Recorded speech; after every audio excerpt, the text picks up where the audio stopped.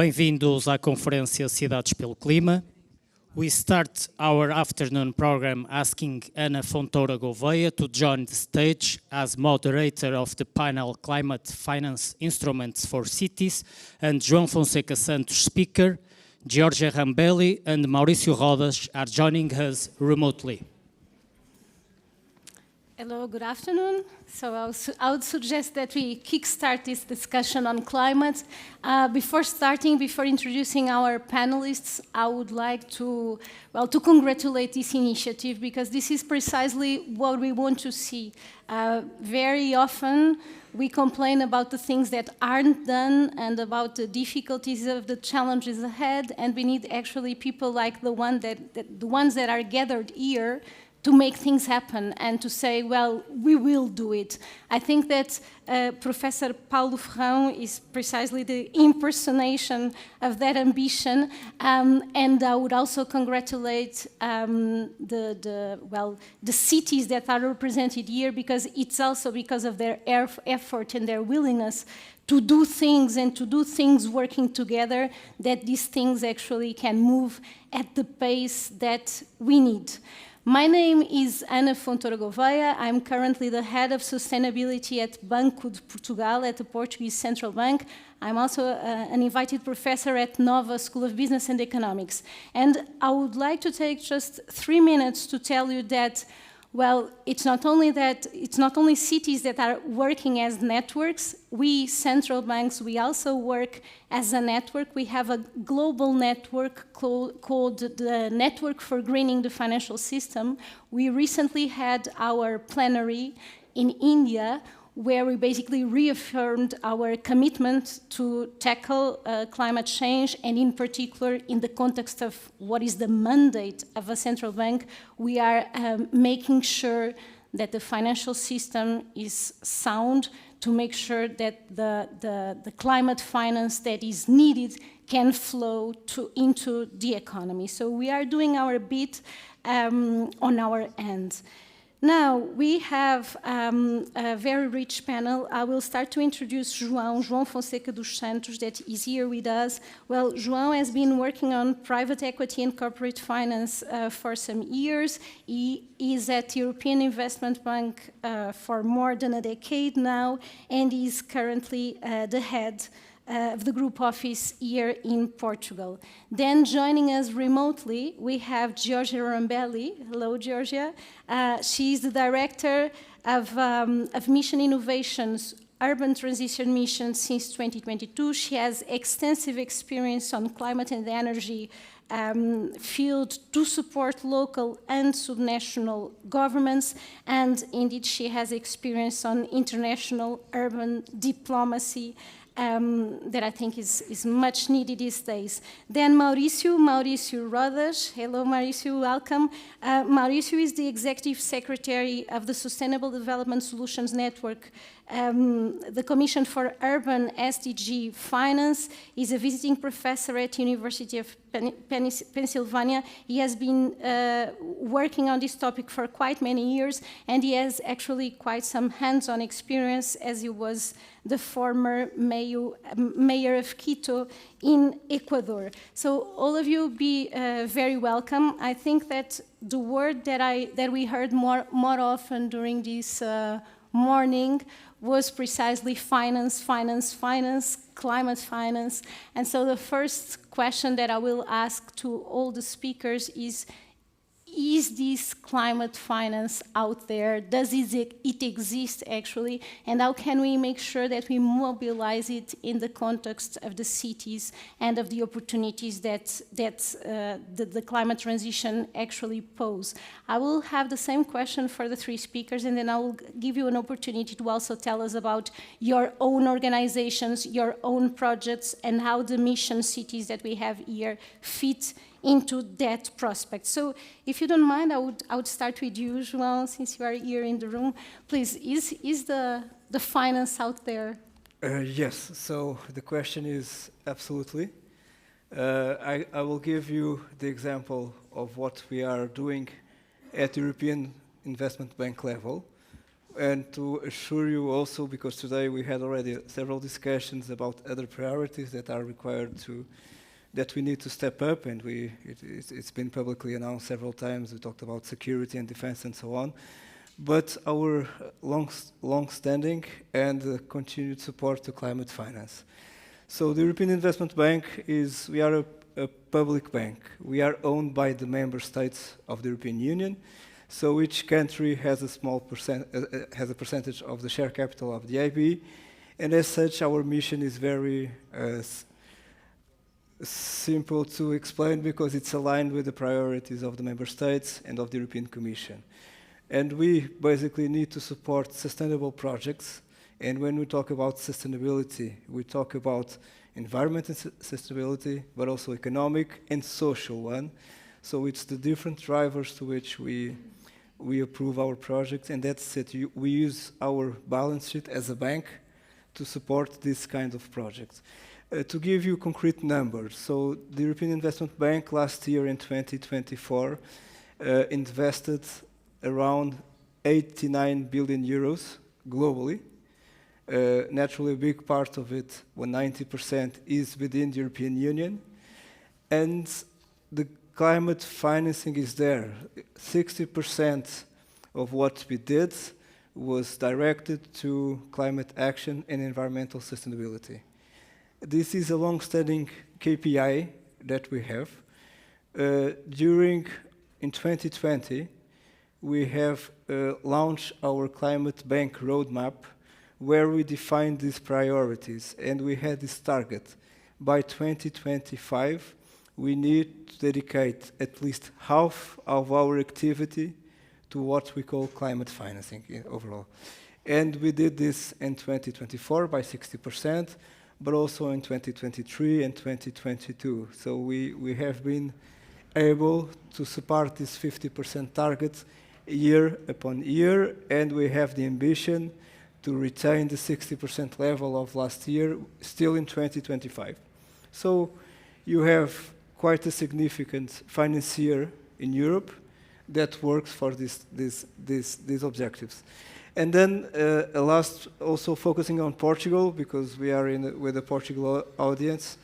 In Portugal, we do, in a positive year, around 2 billion euros, which is quite significant. Portugal has been consistently on the top 10 to top 7 countries within the bank in terms of our activity as a percentage of the national GDP.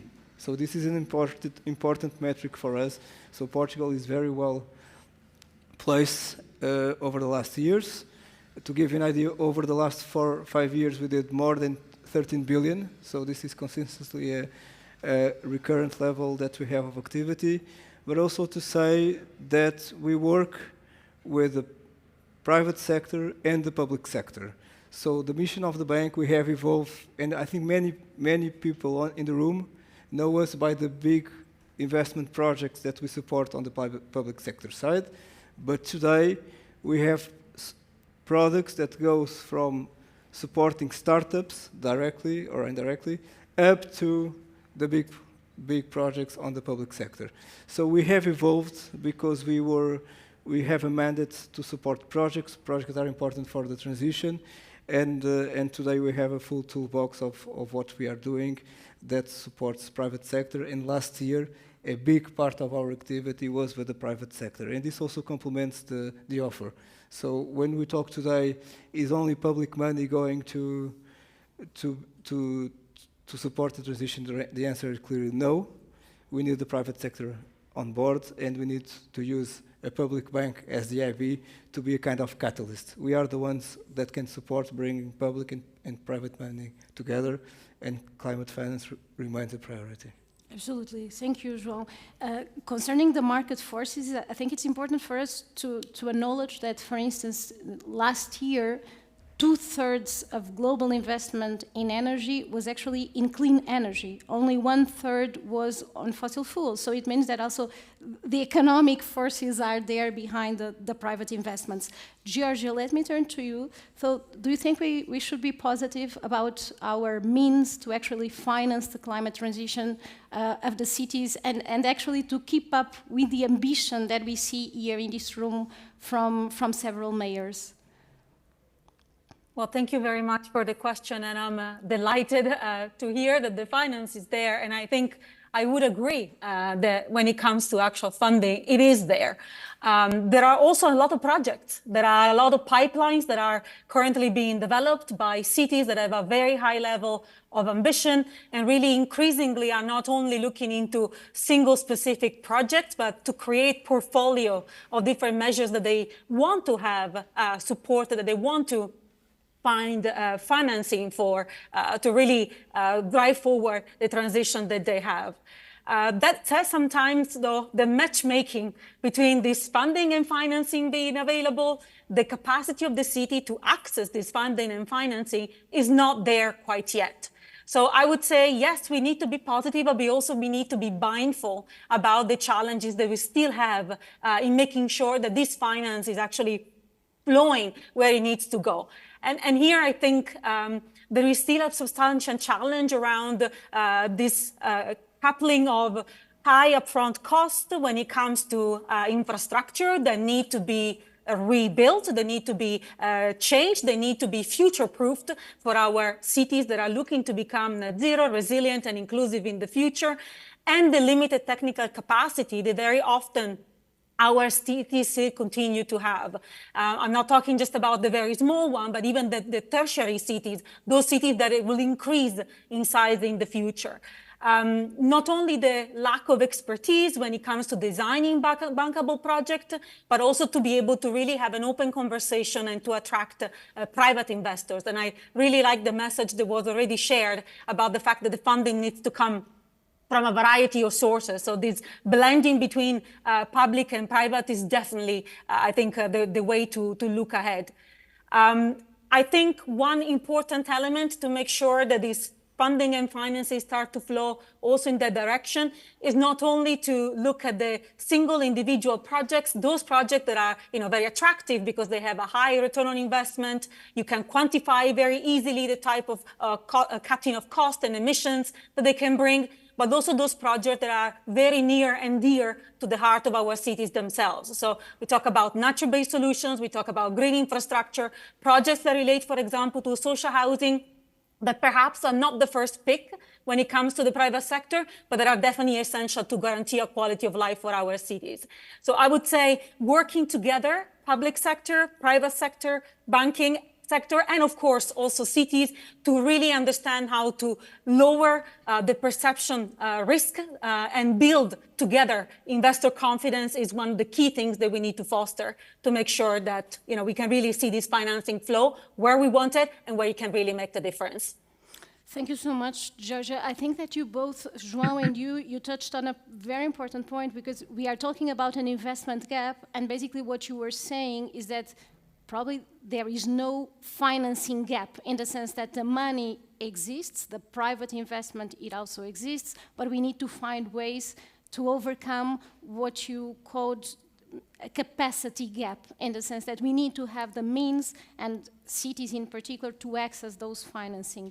Maurício, what do you think would be the most promising ways for us to overcome this capacity gap, let's say?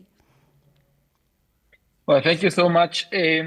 I agree. There's a lack of capacity in many cities to develop bankable projects. And I also agree that the money is there. But in addition to that, cities are confronting what for me is the biggest challenge regarding finance. That is the fact that we are facing an international financial system that is country-focused, a global financial architecture that was designed to fund national governments, not local governments.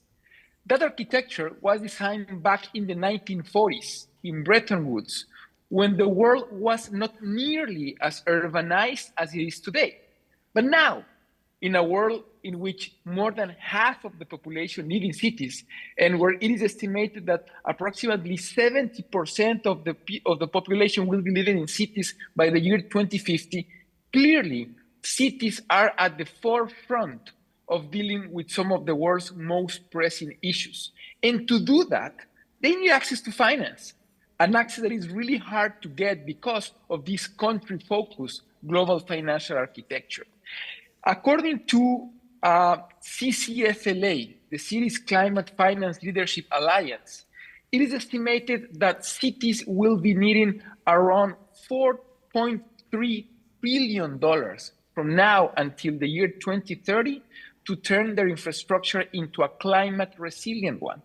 And under the current rules of the game, it is impossible for cities to access that magnitude of resources, which is fundamental. Why? Because cities are responsible for more than 70% of CO2 emissions. That means that without an effective role from cities, it will be impossible for countries to meet their NDCs, their national determined contributions, to meet the Paris Agreement. Therefore, cities are vital in the battle against climate change. But in order to do so effectively, of course, they need access to finance, something very difficult to navigate under the status quo. That is why it is so fundamental to promote reforms to the international financial system to make it more cities-friendly. Let me give you an example. According to the current system, only 44% of countries in the world allow cities to borrow. Only 44% of countries. That means that in the other 56% of countries of the world, cities are proscribed from accessing finance directly. We need to change that. If we want to empower cities, if we want cities to become drivers to tackle the climate crisis, we need to give them the tools to access finance, and we need to reform the global financial architecture accordingly. Thank you so much, Mauricio. So both acting at global level and at local level together, no? Let me ask you, since you mentioned this topic, let me ask you precisely, what does the Global Commission for Urban SDG Finance does? Why do we need it? I think you made the case for that, but what are you doing precisely to push for that global reform that you were referring to? And if you can also to give us some words on the Green Cities Guarantee Fund, please, go ahead. I'm happy to do that. Well, first of all, let me start with an anecdote from my time as mayor of Quito. I decided to undertake the largest infrastructure project in the history of the city, which is our metro system. We built our metro system under my administration as mayor. And we looked for finance to make it possible. We got credits from 4 multilateral banks. Actually, one of them was precisely the European Investment Bank, alongside the World Bank, the Inter-American Development Bank, and CAF, the Latin American Development Bank. So we got those credits. But in order to access to them, we needed a national government sovereign guarantee. A national government sovereign guarantee that I could not access. Why? Because the president didn't like me. There was a political rivalry with him, actually, from his part, because I didn't have any kind of rivalry. But the problem is that because of this political rivalry, he didn't want to grant me the guarantee that would allow me to access finance. I had to mobilize public opinion support in favor of the project to put political pressure on him. And finally, he ended up giving me the guarantee. But mayors shouldn't have to go through this ordeal to do the right thing. And unfortunately, this is happening in many cities around the world. So to address this kind of structural problem around the financial system, we created the SDSM Global Commission for Urban SDG Finance. By the way, we had a happy ending of the story because we managed to get the guarantees, we managed to get the funding, and the metro is built and operating very successfully. But going back to the commission, we are fostering new direct financial facilities for cities. And one of them, you mentioned, is the Green Cities Guarantees Fund, because we want to develop an alternative guarantees mechanism for cities, for them not to be forced to get a sovereign guarantee, which is very frequently highly politicized. Coming up with an alternative guarantee mechanism for cities would allow them to access finance in a more timely and affordable way. It can not only, in many cases, open the door or unlock access to finance for many cities, but in some other cases will also allow them to get credits in better conditions. So this is the kind of financial instruments that our Commission is pursuing. I think that there's a lot of work to do in terms of turning the current financial system into a more friendly one for cities. And I think that just like this financial instrument, the Green Cities Guarantees Fund, is currently being discussed, I think that we need many other. Good news is that this initiative is taking off. Actually, we have raised the interest, for example, from the Green Climate Fund. The Green Climate Fund has been expressing interest in supporting the creation of the Green Cities Guarantees Fund alongside with other financial institutions. It would be great to have the European Investment Bank on board, by the way, because I am convinced that once these kind of instruments are in place, they will demonstrate that cities actually are credit worthy, that cities can access finance and can successfully manage financially projects in order to tackle climate change in an effective way. Thank you very much, Mauricio. It's a very good example of a very concrete action that can change things. And the point that you were referring now about cities showing that it is indeed possible and that they can do it is, of course, very, very important. I will turn to you, Giorgia. Can you tell us a bit about your urban transition mission, and in particular, how are you tackling climate finance with the engaged cities? And if you allow me just to add a thing that Mauricio just said, do you think that scale is a big issue? So if we think about smaller cities, larger cities, are there also opportunities for smaller cities, and how can they navigate through this process? Well, thank you very much for the question. So our mission works to mobilize decision makers across different levels of government. And the idea is to help them prioritize pathways that are using clean energy, systemic transition across the sector and in urban governance to accelerate really the advancement of urban transition across the board. So we look into supporting cities to become net zero, resilient, but also inclusive. And we do that through what we call two delivery pathways. From one side, we work to empower our cities through capacity building, knowledge sharing, getting in touch with all the information and the knowledge and the good practices, but also, of course, what I call the fail-forward examples that can really help them structure their knowledge. And from the other side, to kind of pilot and test and work together with our members, national government, international organizations, as well as the private sector, to really pilot and test out different solutions on the ground. So at the moment, we have 105 communities that are part of our mission from 45 countries across the world. 6 of them, by the way, are in Portugal. So very exciting also to have a very good Portuguese delegation within our cohort.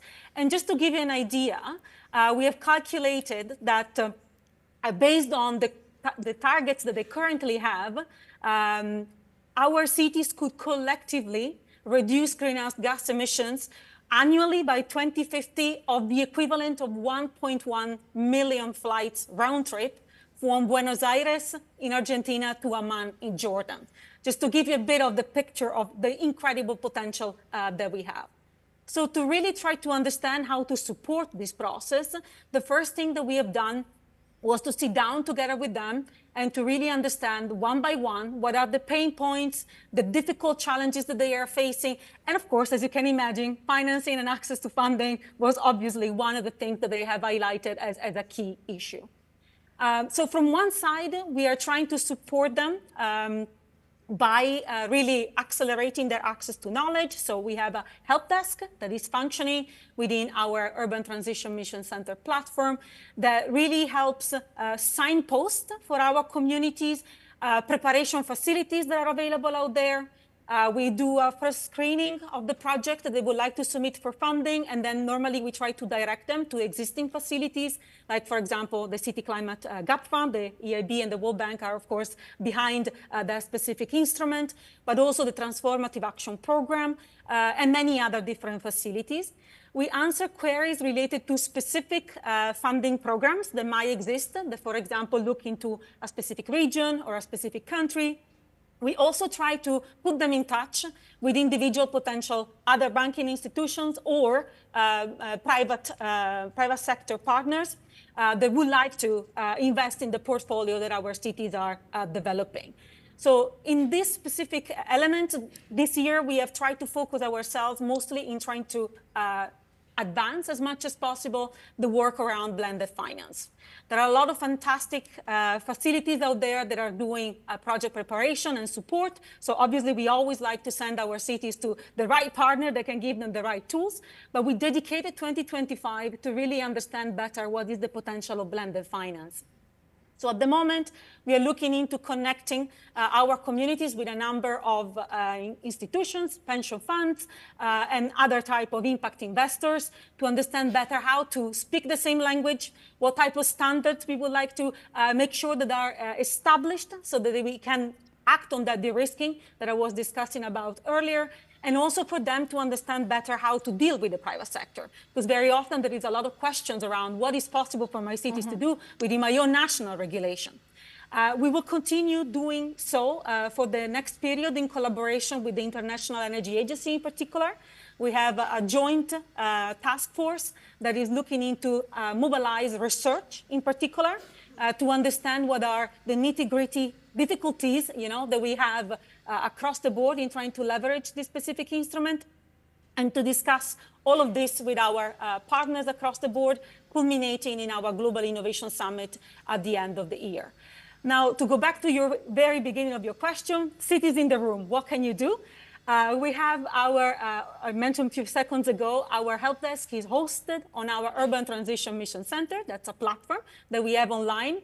And cities that are part of the Net Zero Cities project of the European mission can easily just click a button and be transferred to the international side of that platform and have access to the resources that are already available, in particular around funding and finance, and even access to the help desk function as well with just one click. So that's a very concrete first thing that can be done very easily. And of course, happy to keep in touch in the future with anyone that would like to know more of all the different activities that we will be doing with our blended finance, impact investors, and pension funds colleagues that are working with us to test and pilot new different activities and opportunities for our communities.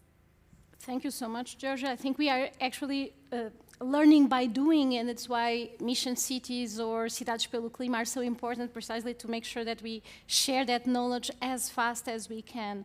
João, a question to you. So we have been talking here about specific instruments for cities. So how is the EIB looking at this, at the specific challenges that financing cities pose, and what do you think would be the major hurdles that we face going forward, and of course that we need to solve as fast as we can?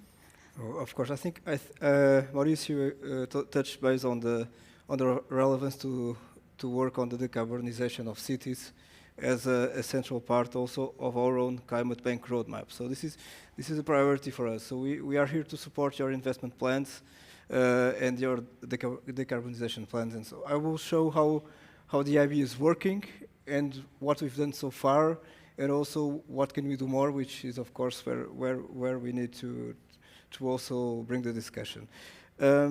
We support all the main areas of investment that were discussed here today at the level of cities. We talk about supporting investments in cleaner transportation, urban development, urban mobility, affordable and sustainable housing. We touch base also on the point of energy efficiency. This can be solved also by making a new affordable housing stock available in line with the best energy principles that we know. And also we cannot forget structural works such as in the water sector for example, and wastewater management that is important for cities, and also climate adaptation works. Why am I telling you all of these areas? I have a point here to make, is that we talked also about scale, and it's difficult for municipalities sometimes to get a direct loan from the European Investment Bank.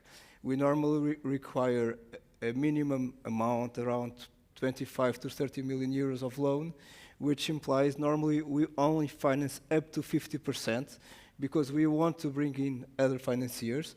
So we require that we are talking about an investment plan of 50 to 60 million euros. Okay. So it's big, we know.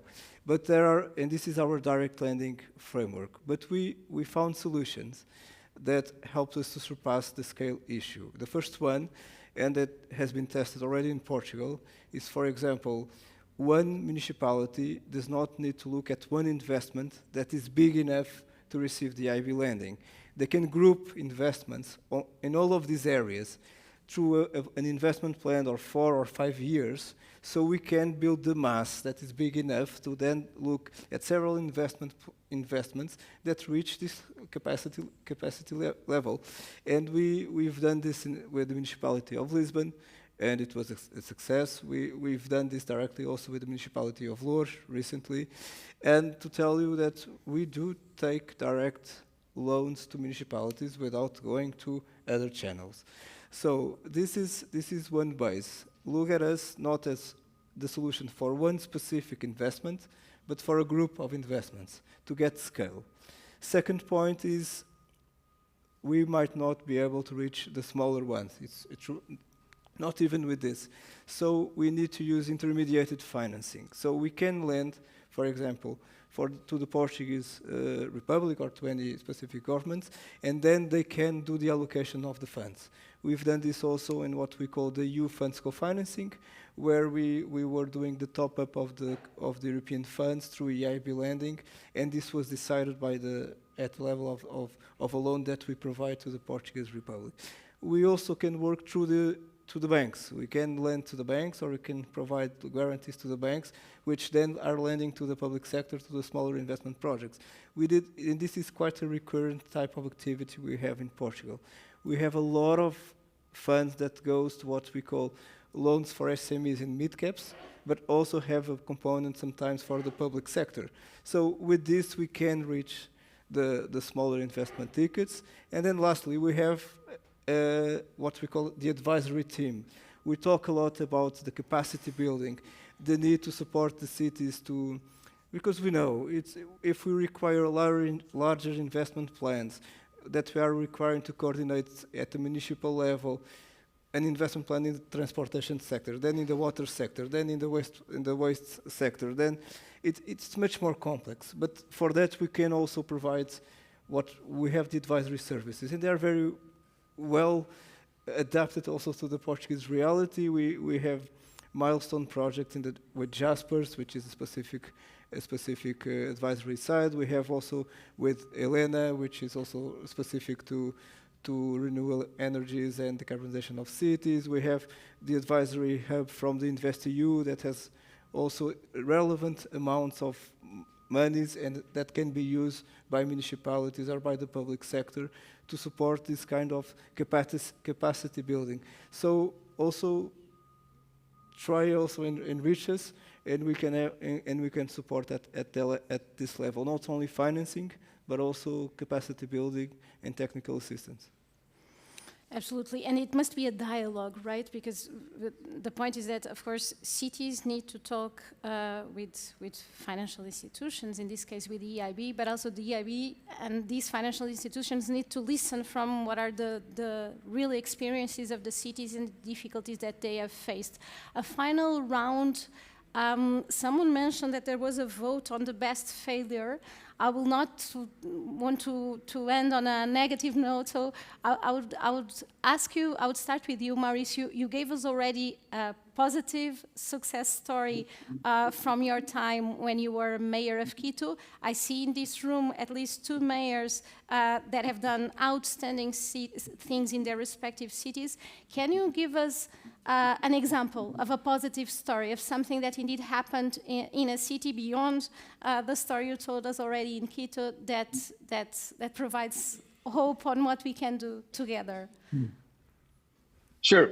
Let me give you another example of something we did in Quito during my time as mayor. Precisely because of the problems we had to get the sovereign guarantee to finance our metro project, we were looking for alternatives on how to navigate the complexities of this global financial architecture, this country-focused financial architecture. And we needed to develop a water and sanitation infrastructure project in the city. It was urgent to do it in order to ensure water provision for the city during the next few decades. I mean, that important. And we came up with the idea of having not the municipality of Quito looking for finance, but rather the municipally owned utility company of the city of Quito, the water and sanitation utility company. And since it was a company accessing or looking for finance, we therefore didn't need a national sovereign guarantee. And we actually did this deal with the French Development Agency. And the French Development Agency, in view of the financial stability of our water and sanitation municipal company, in view of the fact that it has, of course, a clear revenue flow, and therefore it was absolutely credit-worthy, the French Development Agency managed to actually fund this project. It was a $70 million credit to our water and sanitation company without a national sovereign guarantee. It was the first time that this happened in all of Latin America, actually. And then the French Development Agency has been repeating this model. So the point is, you have to look for ways on how to do these things. And I came to realize that whenever it is hard for the city to access finance directly, a very meaningful vehicle to do so because of the legal prohibitions that in many cases cities have. For example, in the 56% of countries in the world where cities are proscribed from borrowing, in those cases, an interesting alternative could be to have utility companies accessing finance, which at the end of the day can become useful channels to attract investments in cities to develop climate resilient infrastructure projects. So that's another idea that I put on the table for us to discuss and explore different avenues to fund cities. Thank you, Mauricio. Giorgia, can you share a success story of a city with whom you have worked in the past?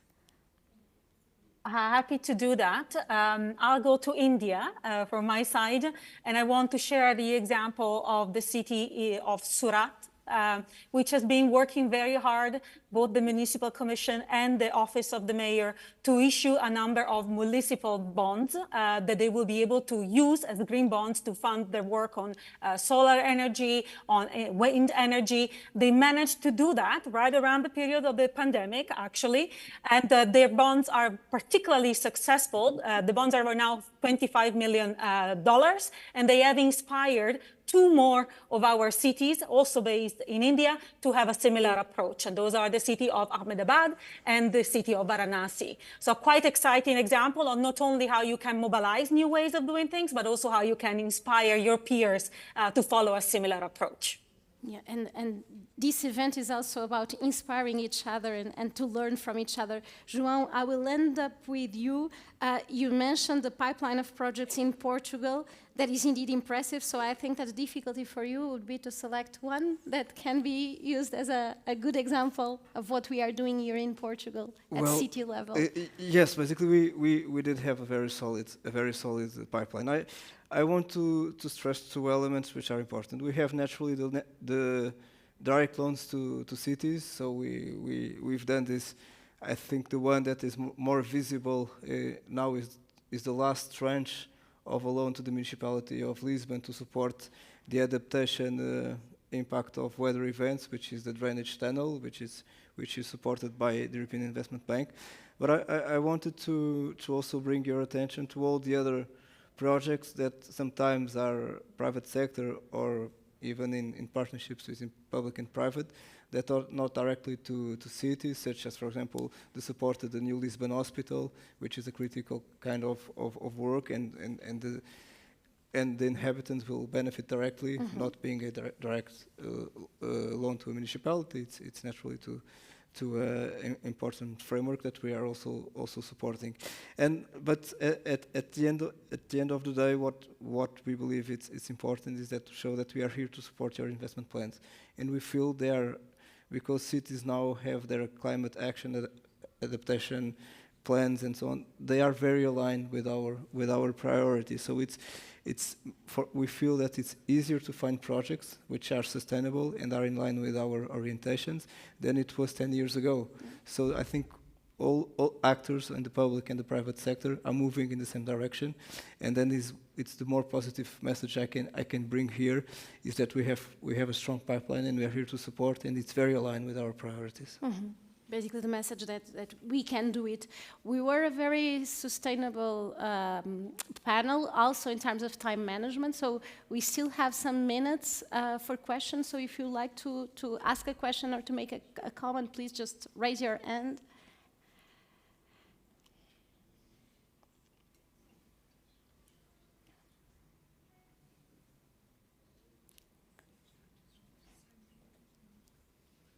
I see that this is a very shy audience since the beginning, so it's not only about climate finance, but also in any case we have all these good suggestions here on places to look for information, to click, to set up meetings probably right afterwards. I've seen here during the event that the European Investment Bank is in high demand. Everyone wants to talk to João, and that's a very good signal. So from my side, it was really a pleasure to be in this initiative, to take part in this discussion. And the most important thing is that what Cidades pelo Clima, or Mission Cities, is doing is really something that will endure.